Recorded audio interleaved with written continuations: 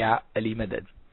Al-Wise, Rai Abu Ali Missionary, Wise number 826.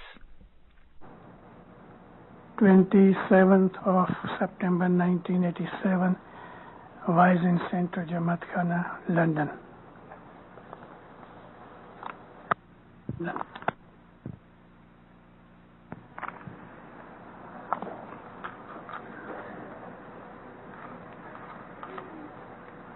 یعنی budget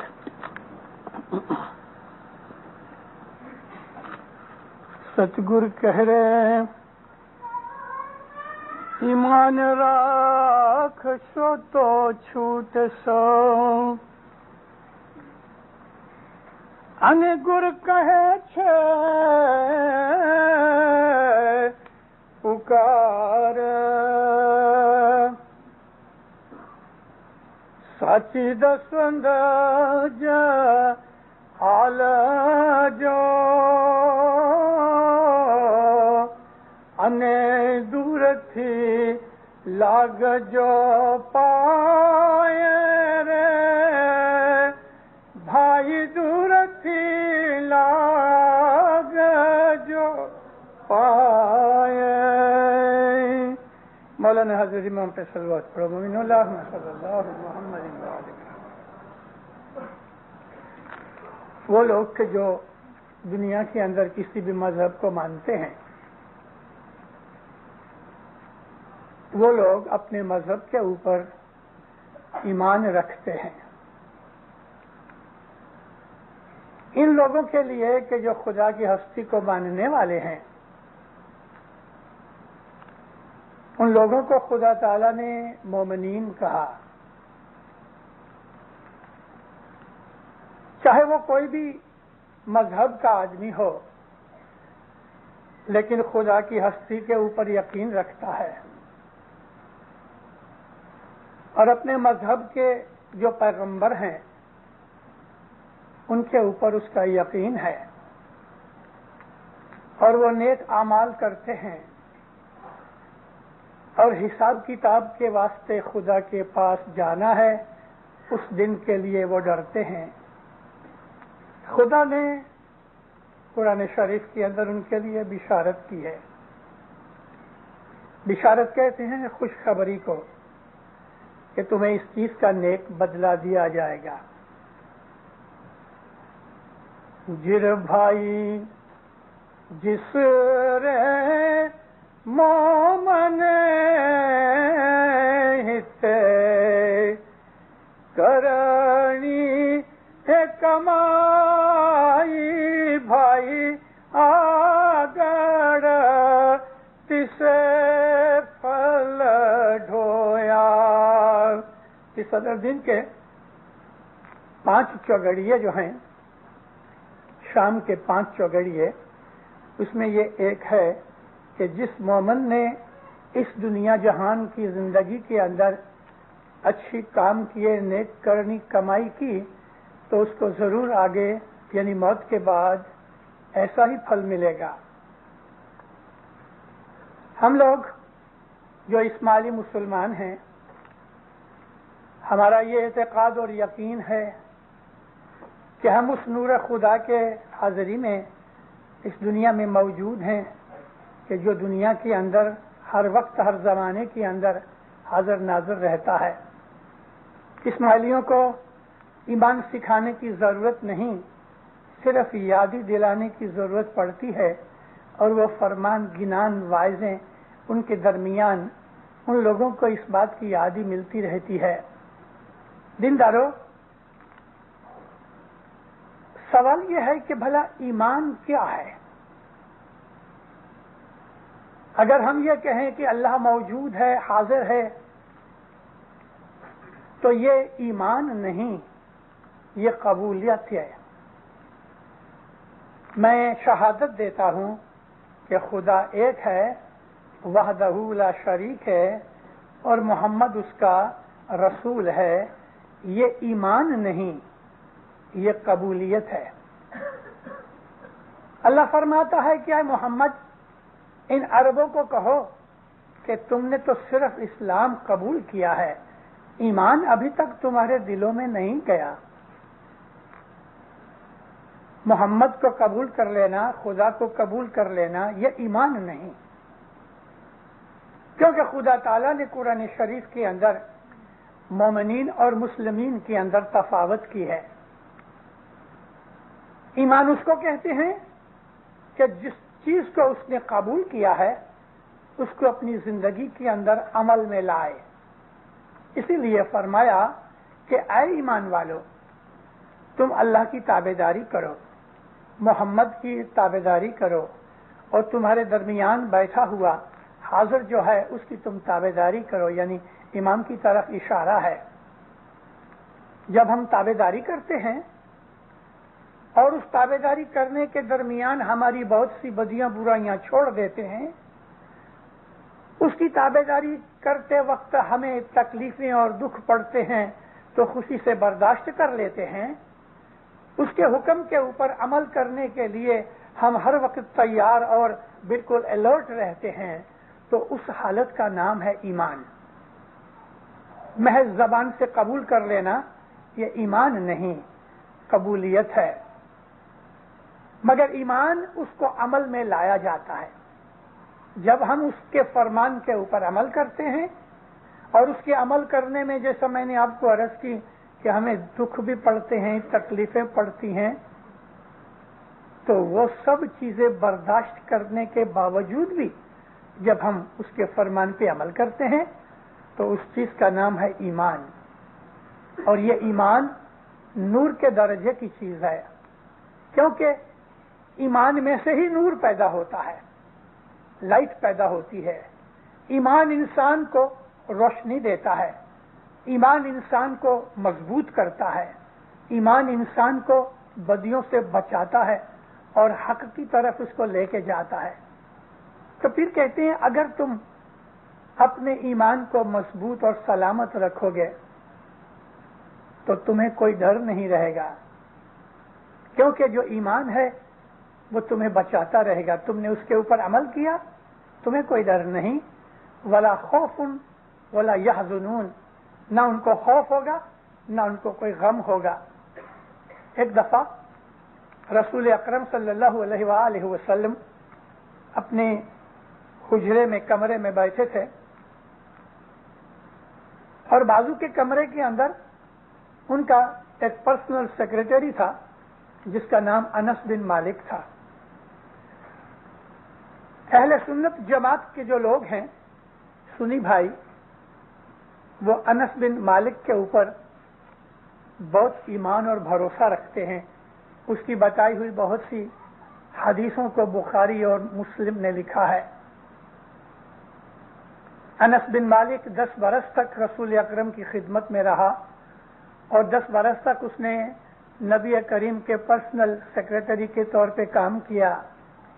ہمارے ہاں یہ جو 5 سال کی خدمتیں ہیں، ہم نے اس کی منڈلیاں ٹولیاں بنائی ہیں، مجلسیں بنائی ہیں، اور یہ مجلسیں ہم نے بنائی ہیں، حاضر امام نے نہیں بنائی.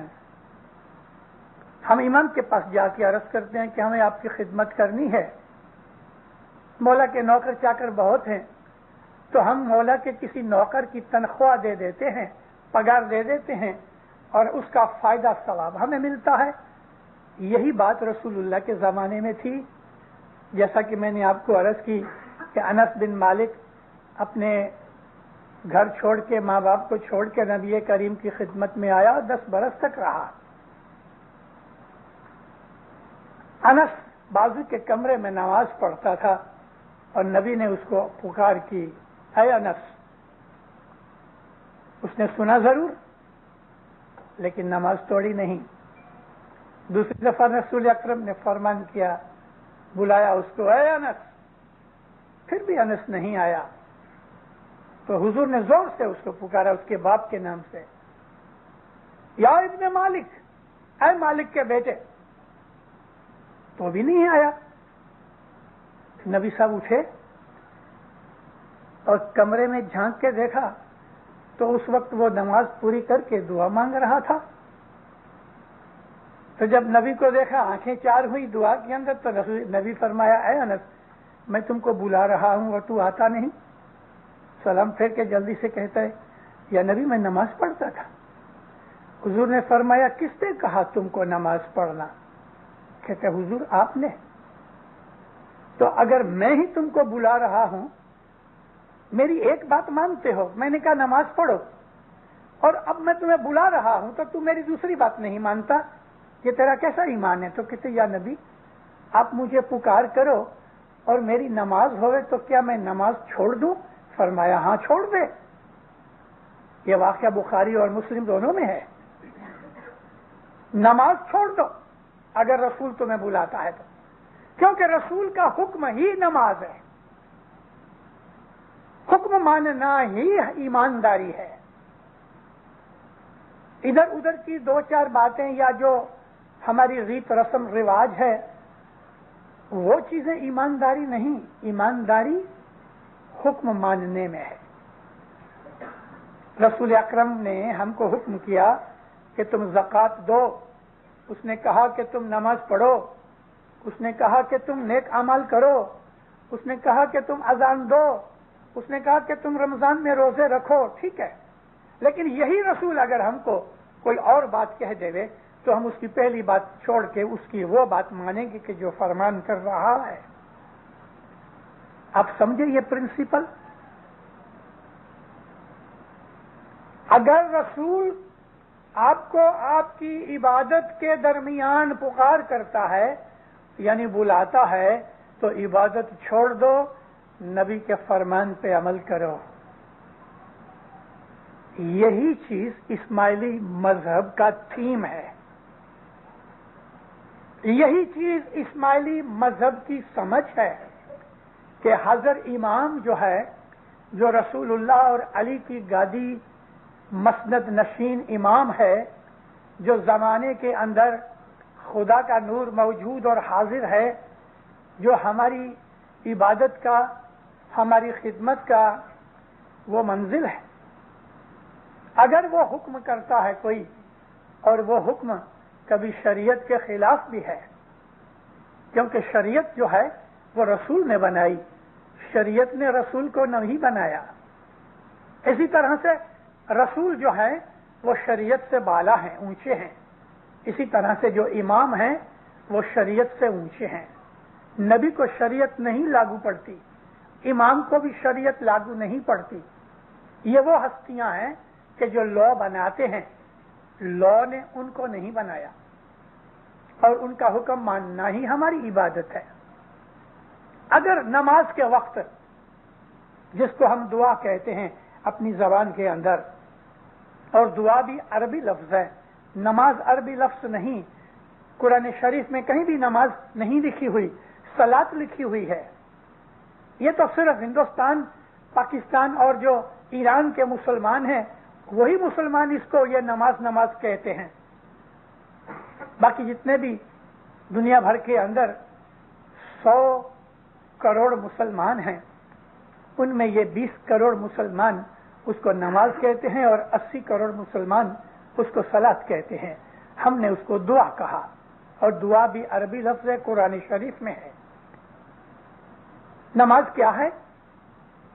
خدا کے حضور میں جا کے، یعنی اس کو حاضر سمجھ کے اس کی تعریف کرنا اور اپنی مشکلیں بیان کرنا، یعنی دعائیں مانگنا۔ عموماً طور پہ جو ہمارے مسلمان بھائی نماز پڑھتے ہیں، اس نماز میں کیا ہے؟ سورۃ الحمد تو ہوتی ہے، اس کے بغیر نماز ہی نہیں۔ سورۃ الحمد کے اندر 7 آیتیں ہیں۔ ان 7 آیتوں کے اندر ہم خدا کی تعریف کرتے ہیں، پھر ہم دعا مانگتے ہیں کہ ہم کو سیدھے راستے پہ قائم رکھ اور اس راستے سے ہمیں دور رکھ کہ جس پہ چلنے سے تو ہم سے اوپر ناراض ہو جائے۔ اور باقی بھی نماز کے اندر کچھ سورہ پڑھی جاتی ہیں، قرآن شریف کی تلاوت کی جاتی ہے، آیتیں پڑھی جاتی ہیں۔ ہماری دعا کے اندر وہی چیز ہے۔ تو نماز اور دعا میں ایک فرق ہے کہ کھڑے ہو کے قیام ہوتا ہے، رکوع ہوتا ہے، سجدہ ہوتا ہے، یہ نماز ہوئی۔ اگر کوئی آدمی منہ بند رکھ کے اپنے دل کے اندر وید کے منتر پڑھتا رہے یا سکھوں کے گرنتھ کے کچھ شلوک پڑھتا رہے منہ میں اور کھڑا ہو کے کانوں تک ہاتھ لے جائے، پھر وہ ہاتھ باندھ کے پھر وہ رکوع کرے، پھر وہ سجدہ کرے، تو مسلمان سمجھے گا اس نے نماز پڑھی، اعلیٰ دل کے اندر تو وہ گرنتھ پڑھ رہا ہے کہ وید پڑھ رہا ہے، لیکن مسلمان کو لگا نماز پڑھی۔ تو نماز صرف ایکشن کا نام ہے، کیونکہ ایکشن کا نام اگر نماز ہے جو غلطی ہے ہماری، تو پھر وہ نماز نہیں۔ نماز تو خدا کی تعریف اور اپنی دعائیں عاجزی کا نام ہے۔ پھر آپ اس کو انگلش میں پڑھو، کسی بھی زبان میں پڑھو، خدا ہر زبان سنتا اور پڑھتا ہے۔ یہی وجہ سے اللہ تعالیٰ نے قرآن شریف میں کہیں نہیں کہا کہ تم نماز پڑھو، لیکن کیا پڑھو اس کے اندر وہ کہیں نہیں کہا، رسول کے اوپر چھوڑ دیا۔ اسی طرح سے عشر کا حکم ضرور کیا، یعنی دسوند کا، لیکن زکوٰۃ کی تخصیص نہیں کی کہ زکوٰۃ کتنے پرسنٹ دی جائے، نبی نے کہا 2.5%۔ مگر عشر جو فنڈامنٹل پرنسپل آ گیا ہمارے مذہب اسماعیلی کا، یعنی جس کو ہم دسوند کہتے ہیں، 10واں حصہ، عربی میں اس کو عشر کہتے ہیں، وہ قرآن شریف میں ہے، لیکن زکوٰۃ کے لیے پرسنٹیج طے نہیں کی گئی، وہ رسول پہ چھوڑ دی۔ نماز پڑھو یہ قاعدہ بنایا، لیکن کیا پڑھو خدا نے کہیں نہیں فرمایا۔ اس لیے بعض چیزیں خدا تعالیٰ نے جو پرنسپل کی تھی وہ کہہ دیں، اور باقی کی اس نے نبی پہ چھوڑ دیں۔ اور اسی طرح ہر زمانے کے اندر جو امام ہے وہ نبی کا جانشین ہے، وہ نبی کا نور ہے، نبی کی مسند پہ بیٹھا ہے، اور وہ دنیا کو ہدایت کرنے کے لیے ہی دنیا میں موجود ہے۔ اس کا حکم ماننا ہی عبادت ہے، یہی عبادت ہے کہ امر مانا جائے۔ اگر اس کا امر کسی بھی حالت میں آئے تو وہ امر ہے۔ جیسا میں آپ کو ایک اور بات بتاؤں، رسول اللہ ہمیشہ کہا کرتے تھے کہ بڑائی کرنا، شیخی کرنا، ایسا کرنا، مطلب کہ مغرور ہونا، پراؤڈ ہونا بہت بری بات ہے۔ خندق کی لڑائی تھی، لڑائی کے اندر عمر ابن ود بہت بڑا زبردست پہلوان تھا، جو 1000 آدمیوں سے اکیلا لڑا کرتا تھا۔ میں ساری سٹوری جانے جاؤں گا کہنے کے لیے تو بہت وقت نکل جائے گا، لیکن میں آپ کو اتنا کہتا ہوں کہ یہ عمر ابن عبد ود کا ذکر حضرت امام سلطان محمد شاہ صلوات اللہ علیہ نے اپنے فرمان میں کیا ہے کہ ایک دفعہ وہ لڑ رہا تھا، سامنے 1000 آدمی تھے، لڑتے لڑتے اس کی ڈھال ٹوٹ گئی، تو اس نے اونٹ کا ایک بچہ تھا، اس کے چاروں پاؤں کو نیچے سے پکڑ کے ایسا کھڑا کر کے ڈھال کے طور پہ یوز کرتا رہا اور لڑتا رہا۔ کیسا طاقت والا ہوگا۔ دوسرے خلیفہ حضرت عمر کا بیان ہے، رسول اللہ کو کہتا ہے یا نبی یہ عمر وہ ہے کہ 1000 آدمیوں کے سامنے اکیلا لڑتا ہے۔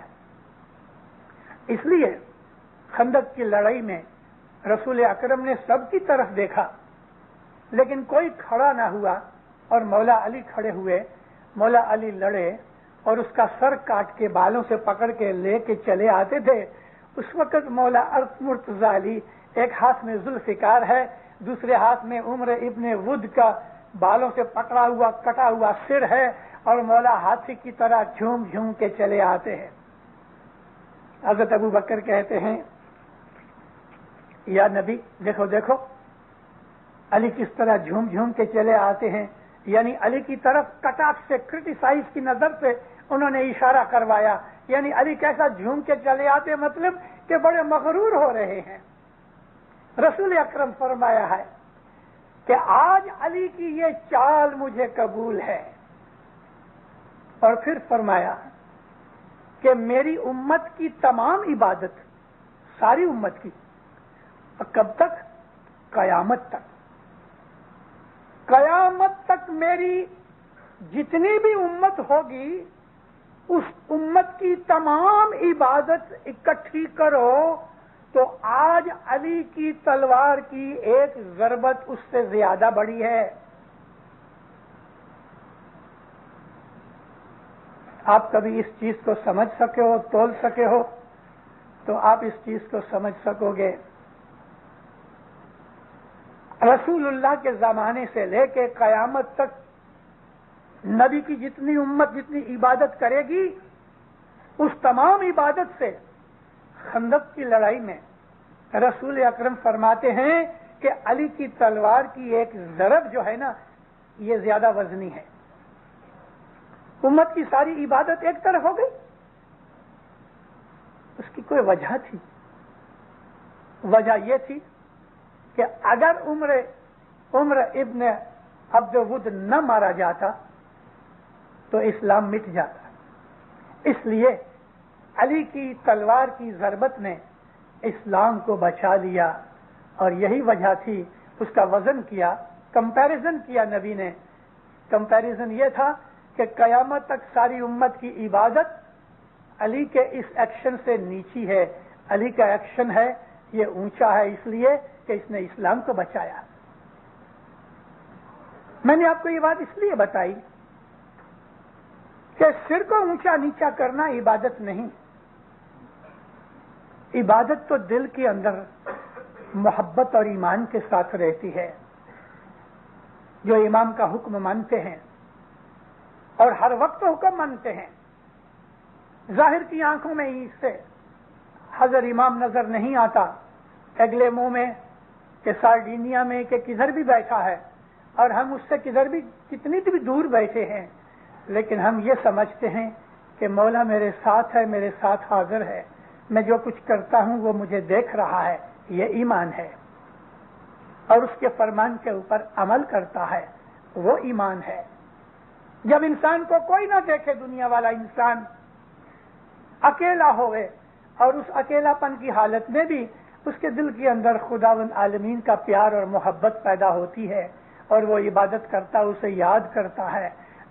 دلوں میں آنکھیں بند ہیں، زبان بند ہے، منہ بند ہے، اور دل کے اندر اس کو یاد کر رہا ہے. یہ علامت ہے محبت کی.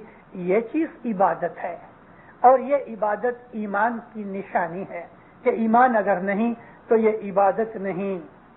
ایمان تو ایک ایسی چیز ہے، ایمان تو ایک ایسی چیز ہے کہ خدا تعالیٰ کی جتنی بھی بخششیں ہیں، رسول اللہ فرمایا کہ تمام دنیا کی بخششوں میں بہترین بخشش اگر خدا کسی کو دیتا ہے تو وہ ایمان ہے. اگر ایمان سلامت ہے سب کچھ ٹھیک ہے.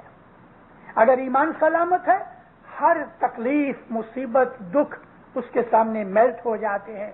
ایمان بہت بڑی طاقت ہے، مگر ایمان جو ہے نا وہ عمل کے ساتھ ہوتا ہے. ہم نے جو چیز کو قبول کیا ہے، یعنی حضرت امام کو قبول کیا ہے اور پھر اس کے فرمان کے اوپر عمل کیا ہے، تو عمل کا جو نتیجہ وہ ایمان ہے. جب ایمان مضبوط ہوتا ہے تو اس میں سے روشنی پیدا ہوتی ہے.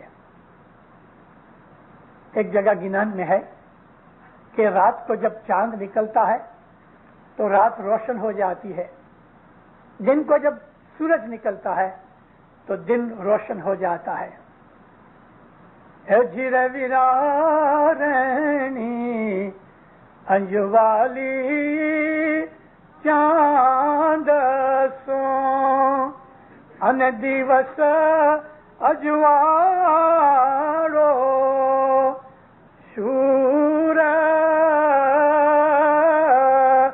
تم گھٹ اجوارو مانسو بھائی 14 برس نور.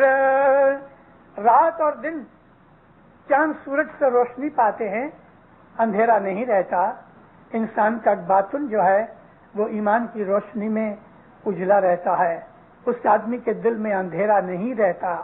مولانا حضرت امام شاہ کریم صلوات اللہ علیہ فرمایا، اگر تمہارا ایمان مضبوط ہے، اگر تم اپنے دین پہ پکے ہو، اگر تم صبح کی عبادت برابر کرتے ہو تو دنیا کے دکھ تمہیں ضرور آئیں گے، مگر تم دکھی نہیں بنو گے. تمہاری پرابلم سالو کرنے کی تمہیں شکتی ملے گی. تمہارے سامنے جو کچھ بھی تکلیفیں آئی ہیں وہ تکلیفیں تمہیں دکھی نہیں کر سکے گی، کیونکہ ایمان کی روشنی ایک ایسی روشنی ہے کہ جس کے اندر اندھیرا رہتا ہی نہیں، انسان کے اندر کوئی مونجھارا رہتا ہی نہیں، انسان کسی ڈاؤٹ میں سسپینس میں رہتا ہی نہیں، اور ایمان وہ چیز ہے کہ دنیا کے دکھوں کا وہ ہیچ سمجھتا ہے۔ میں نے کبھی کبھی واعظوں میں امام سلطان محمد شاہ کے اذکار کیے ہیں۔ ایک دفعہ مولا پونا گئے، سلطان محمد شاہ کی علیہ السلام کی بات کرتا ہوں، سرکار پونا گئے۔ پونا جب مولا گاڑی سے اترے، اس زمانے کے اندر مولا کی جو ماں تھی وہ پونا میں رہتے تھے، اور خود مولا بھی جا کے پونا میں رہا کرتے تھے۔ پونا کی واڑی میں مولا کے جہاں بنگلے تھے، انہی بنگلوں کے سامنے ہمارا چھوٹا جماعت خانہ تھا، پرانا پونا کا جماعت خانہ، اب تو بہت بڑا نوا جماعت خانہ ہوا۔ سب گاڑی سے نیچے اترے، لیفٹ سائڈ کے اوپر جماعت خانہ تھا۔ ماں باپ جب اترے تو سامنے نظر پڑی، دیکھا تو نیم کے جھاڑ کے نیچے ایک خالو اسماعیلی کھڑا ہے۔ اس کو کوڑ کی بیماری تھی، لیپریسی تھی اس کو۔ وہ دور اس لیے کھڑا تھا کہ اس کی بیماری چیپی روگ ہے، تو وہ جماعت کے ساتھ مل نہیں سکتا، مگر دور کھڑا تھا۔ ماں باپ گاڑی سے اترے، ایسا پھر کے اس کی طرف گئے۔ تھوڑی دور مولا کھڑے رہے۔ جب اس نے مولا کو آتے دیکھا، اتنا خوش ہوا، بے حال ہو رہا تھا خوشی کے اندر۔ سرکار نزدیک آئے، ہاتھ باندھ کے جھک کے اس نے سلام کیا۔ ماں باپ اس کو پوچھتے ہیں تو کیسا ہے؟ اس نے ہاتھ جوڑ کے کہا، خداوند میں بہت اچھا ہوں۔ تمہیں کیا تکلیف ہے؟ تو کہتے کوئی تکلیف نہیں، لیپریسی کی بیماری ہے، انگلیاں اس کی گل گئی ہاتھ پاؤں کی، اور دن بدن اس کا بدن گلتا جا رہا ہے، اور لیپریسی بہت جب پیڑا ہوتی ہے تو بہت پین ہوتا ہے، جلاپا ہوتا ہے، بدن اس طرح جلتا ہے کہ جیسے آگ میں ڈالا جائے۔ صاحب اس کو پوچھتے ہیں کہ تمہیں کیا تکلیف ہے؟ تو کہتا کوئی تکلیف نہیں۔ مولا پھر اس کو پوچھا ہے اور تمہیں کوئی دکھ ہے؟ کہتا کچھ نہیں۔ مولا نے اسے بہت دعا دی، اس نے کوئی شکایت نہیں کی۔ اس نے نہیں مولا کو کہا کہ تو کچھ دعا کر، مجھے دوا دے، مجھے راستہ بتا، مجھے ڈاکٹر کا نام بتا کہ میری یہ بیماری مٹ جائے، بالکل نہیں کہا۔ پیڑاتا ہے، دکھی ہوتا ہے، تکلیف ہو رہی ہے، مگر خوشی ہے۔ اتنا خوش تھا، اور مولا پوچھتے ہیں تو کہتا ہوں بالکل ٹھیک ہوں۔ رسول اکرم کی ایک حدیث ہے، حضور فرمایا کہ جب تم کو بخار پکڑے یعنی بیماری آوے تو سمجھو کہ تمہارے گناہ جھڑ رہے ہیں، یعنی گناہ مٹ رہے ہیں۔ مطلب یہ کہ دنیا کی تکلیفیں اور دکھ جو ہیں وہ ہمارے گناہوں کو کم کرتے ہیں، اس لیے کہ وہ تکلیفیں آئی ہیں کہ ہم نے گناہ کیے ہیں، اور وہ تکلیفیں سزا ہے کہ جس کی وجہ سے گناہ معاف ہوتے ہیں۔ دکھوں سے ہمیں گھبرانا نہیں چاہیے۔ دکھ کو راضی خوشی سے قبول کرنا ایمان کی نشانی ہے۔ ایمان اسی کا نام ہے کہ خدا تعالیٰ نے ان کے لیے جو قضا کی ہے، قضا کہتے ہیں ججمنٹ کو، اس کو راضی خوشی سے قبول کیا جائے، اور ہر دنیا کے دکھ کے باوجود بھی اپنی عبادت بندگی نیک اعمال اگر جاری رہے، وہ آدمی سچا مومن ہے۔ ستگر کہہ رہے ایمان راکھ سو تو چھوٹ سو، گر کہے پکار ساچی دسوند جے آل جو انے دور تھی لاگ جو پائے۔ دور کے پاؤں لگنے کا مطلب کہ دنیا بھانے امام اگر دور بھی ہے، ہم کو ظاہر کی آنکھوں سے نہیں بھی دکھتا، پھر بھی اس کو حاضر سمجھ کے اس کے پاؤں پڑو۔ یہاں پاؤں پڑنے کا مطلب سبمٹ ہونا، پاؤں پڑنے کا مطلب آدھین ہونا، پاؤں پڑنے کا مطلب اس کے حکم پہ عمل کرنا۔ تو ایمان یہ ہے کہ ہم اپنے امام سے محبت کریں، اپنے دکھوں کے اوپر راضی رہیں، دکھوں کو دور کرنے کے لیے دنیاوی رستے ضرور ڈھونڈے جائیں، یعنی دوا کی جائے، دعا کی جائے، اور کوئی تکلیف ہے تو اس تکلیف کا کوئی رستہ ڈھونڈا جائے، مگر اپنے دکھوں کے اوپر واہ ویلا نہیں کرنا چاہیے، ہائے ہو نہیں کرنی چاہیے. اس کو اپنے ایمان کی طاقت سے میلٹ کرو، اپنے ایمان کی طاقت سے اس پہ قابو کرو، کنٹرول کرو، کیونکہ وہ جو دکھ ہیں وہ ہمارے گناہوں کی سزا ہے، اور دکھوں کو قبول کر لینا بھی خدا کی عبادت ہے. خدا نے ہمیں سزا دی ہے، خدا نے ہمیں دکھ دیا ہے ہمارے اعمال کی وجہ سے. خدا کسی کو دکھی نہیں کرتا، لیکن خدا جب ہمیں سزا دیتا ہے تو اس کی سزا کے سامنے سر جھکانا بھی اس کی عبادت میں شامل ہے. اس لیے دیندارو، پہلی چیز ہم کو یہ بتائی گئی کہ خدا کو یاد کرو، اس کی فرمان برداری کرو. فرمان برداری کے اندر نیک اعمال پہلی چیز ہے. ایک آدمی دعا پڑھے، روز جماعت خانے جائے، لیکن اس کے اعمال اچھے نہیں، اس کا کیریکٹر اچھا نہیں، اس کی نظر اچھی نہیں، اس کی انٹینشن اچھی نہیں، اس کے دل کے اندر سچائی نہیں بلکہ بدی ہے، اس کے دل کے اندر دشمنی ہے، حسد ہے، کینہ ہے، بغض ہے، تو اس کی عبادت کوئی کام کی نہیں، اس کی عبادت جل جاتی ہے. یہ تو ایسا ہوا کہ کوئی شخص دن کے وقت بدعمالیاں کرے، گناہ کرے، اور پھر رات کو عبادت کرے، پروڑیے عبادت کرے، سارا دن گناہ کرے، صبح روز کھانے آوے اور بندگی میں بیٹھے اور چائے پیے اور گپے مارے اور ٹائم پسار ہو جاوے، من میں سمجھے کہ میں تو جب کیا یہ کہ چائے پی، گپے ماری، ٹائم پسار کیا اور سارا دن گناہ کیے، ساری زندگی اسی طرح سے نکل گئی، اس کا پھل کچھ بھی نہیں ملتا. وہ تو ایسا ہوا کہ ایک بائی نے بہت اچھی بریانی بنائی اور بعد میں ایک مٹھی دھوڑ اس کے اوپر ڈال دی، اب وہ بریانی کھائی جائے گی؟ ایک طرف ہم عبادت کریں، ایک طرف ہم گناہ کریں تو وہ عبادت کبھی پھلتی نہیں. اس کے لیے ایمان کو مضبوط کرنا چاہیے، ایمان کو پاک کرنا چاہیے، ایمان کو سچا کرنا چاہیے، ایمان کو پیور کرنا چاہیے کہ اس کے اندر کوئی بدی برائی نہ ہوئے. ہم اسماعیلی دنیا کے 100 کروڑ مسلمانوں میں سے ہارڈلی 2 کروڑ ہیں. 2 کروڑ اسماعیلی 100 کروڑ کے اندر 2% ہیں، مگر تمام اسماعیلی اگر سچے اسماعیلی بن جائیں تو دنیا کی بہت بڑی روحانی طاقت بن سکتے ہیں. لیکن ہم اسماعیلیوں نے ابھی تک اپنے اسماعیلی مذہب کی قیمت کو سمجھا نہیں. ہم محض وہ کہتے ہیں نا کہ ایک قسم کا بہانہ بنا کے ایک ریچول اور رائٹس کے اوپر چل رہے ہیں. روز جماعت خانے آ گئے، نیاز پیا، دعا پڑھی، چلے گئے، مگر ہمارے دل کے اندر سنسیئرلی، سیریسلی اویکننگ کر کے، اویئرنیس کر کے اپنے مذہب کے اوپر 24 گھنٹے اگر عمل کیا جائے تو یہ کلجگ کا زمانہ جو ہے وہ اسماعیلیوں کی عبادت بندگی سے ہلکا پڑ جائے اور مذہب مضبوط ہو جائے. مولا آپ کو سکھی آباد کرے، ایمان کی سلامتی دے وے، حقیقتی سمجھ دے وے، 2 جہان میں برکتیں دے وے، نافرمانی گناہوں سے بچاوے، شیطان کو آپ کے اوپر تسلط نہ کرنے دے وے. مولا آپ کو دفن سکریت میں پورا رکھے. مولا کنبے قبیلوں میں اتفاق، محبت، سنگٹھن دے وے، جماعتوں کو آباد کرے. سکھی رہو، آباد رہو، دین میں دنیا میں پھلو پھولو، ظاہر باتوں دیدار مولا نصیب کرے. اے زندہ